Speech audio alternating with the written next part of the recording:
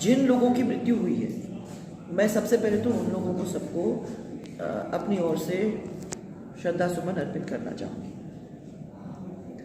आज हवाई सर्वे कर हमने दोनों बारा, झालावाड़ और टोंक से लेके लगातार चली हूँ और मैंने देखा बाढ़ की वजह से उत्पन्न जो हालत हुए थे उसका जायज़ा लेने का मुझे हेलीकॉप्टर द्वारा देखने का एक मौका भी मिला और अच्छी तरह से उसको मैंने जायज़ा किया। पर जिधर जिधर मैंने देखा वहाँ पूरी तरह से तबाही का मंजर दिखाई दिया हम लोगों को। अगर मैं 12 से चल के आ रही थी तो मेरा एक्सपेक्टेशन नहीं था, पिछले साल भी हमने देखा था, तो उससे कई गुना, और अभी भी रेस्क्यू एफर्ट्स चालू थे, लोग खड़े थे और बोट्स चल रही थी,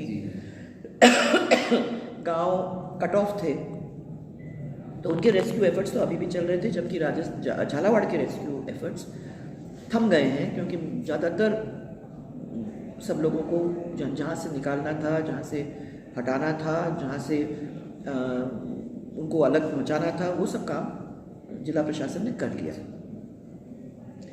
तो जो देखा ऊपर से तो ये था कि खरीफ की सारी जो फसलें थी वो चौपट हो गई, बड़ी हालत ख़राब है।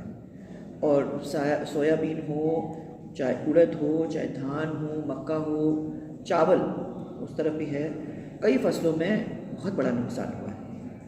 और मैं समझती हूँ कि अगर पिछले वर्ष के बाढ़ से सबक सरकार ने ले लिया होता तो राज्य सरकार वक्त रहते अगर चेत जाती तो शायद ये स्थितियाँ उत्पन्न नहीं होती।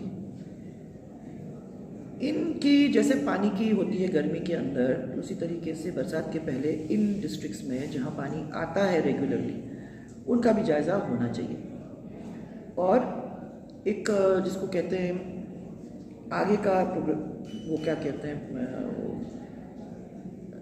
प्रोजेक्शन होना चाहिए, ताकि मालूम तो पड़े कि भाई आगे हम क्या एक्सपेक्टेशन रख रहे हैं। आज प्रदेश के करीबन 7 जिलों के अंदर बाढ़ की हालत है और बारा, झालावाड़, कोटा, धौलपुर, चित्तौड़, प्रतापगढ़ और भीलवाड़ा, इनमें बाढ़ की स्थिति से लोगों का जीवन अस्त व्यस्त हो गया है, ज़बरदस्त रूप से उनका जीवन प्रभावित हुआ है। वो कुछ तो हमको देखने को मिला और कुछ हमने उनकी जानकारी ली। 3-3 दिन से लोग भूखे प्यासे एक एक जगह के ऊपर, घरों की छतों के ऊपर, मंदिर की छत के ऊपर फंसे हुए पड़े हैं।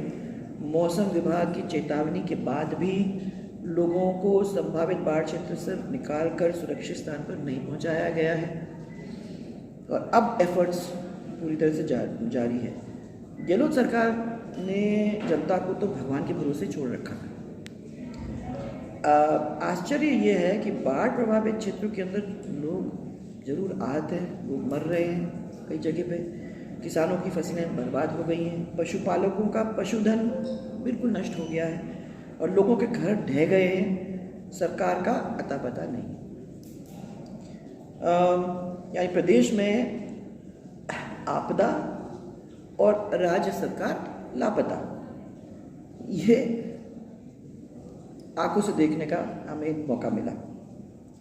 पर मैं धन्यवाद देना चाहती हूँ सेना को, पुलिस को, हमारे अधिकारियों को, कर्मचारियों को और उन सब लोगों को जिन्होंने रेस्क्यू एफर्ट्स में पूरे तरह से जुट करके लोगों की मदद की और उन लोगों की जान बचाने का काम किया। मैं हमारे पार्टी के लोगों को भी धन्यवाद देना चाहती हूँ, क्योंकि बहुत सारे लोगों ने भोजन की व्यवस्था, उनको शिफ्ट करने की व्यवस्था में मदद करने में कोई कोताही नहीं बरती। जितनी मदद कर सकते थे उन लोगों ने भी जिला प्रशासन की मदद की। सो कलेक्टर्स, यानी हमारे कलेक्टर, हमारे एसपी और उनके साथ के सब लोगों ने मेहनत करके लोगों की जान बचाने का प्रयास किया। गत वर्ष में भी मैंने बाढ़ ग्रस्त इलाकों का जायज़ा किया था। मुझे याद है मैं सोच रही थी तब कि ये अपने आप में बहुत विकट है, परंतु इस बार जो मैंने देखा वो उससे भी खराब स्थिति देखने को आई थी। उस वक्त भी बहुत सारा नुकसान हुआ था, लेकिन अफसोस है कई लोगों को गत वर्ष का मुआवजा आज तक नहीं मिला। कई लोगों ने आके कंप्लेंट इसके बारे में हम लोगों से की। किसानों का पिछले साल सोयाबीन का जो फसल बीमा का क्लेम है वो अभी भी बाकी है। 12 वालों को स्पेशली उन्होंने 12 वालों ने भी कहा था, और कुछ लोग झालावाड़ के अंदर भी रह गए।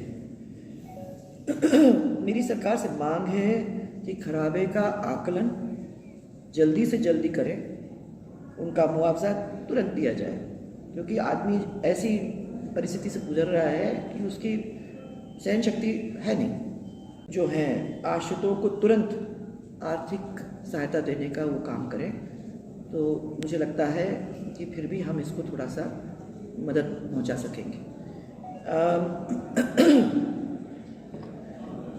ये 3 दिन से चल रहा है ना बारिश अपने, तो 3 दिन से लगातार बारिश हो रही है। अब थोड़ा सा पानी रिसीड हुआ है, जबकि जब ये मध्य प्रदेश के गेट्स बंद हुए हैं तब से थोड़ा फ़ायदा इस एरिया के अंदर भी हुआ है। बताते हैं लोग कि कल रात को 10 बजे से लेकर 4 बजे के अंदर अंदर पानी रिसीड हुआ है। परंतु अगर इससे सीख लिया जाए, सरकार अगर इससे सीख ले और फिर थोड़ा सा इसके बारे में इसका एनालिसिस कर ले, ताकि अगली बार ऐसी परिस्थिति फिर कभी ना हो, उसकी अगर वो बैठ करके इंतज़ाम करे, तो मैं समझती हूँ कि बहुत बड़ी बात होगी। Thank you.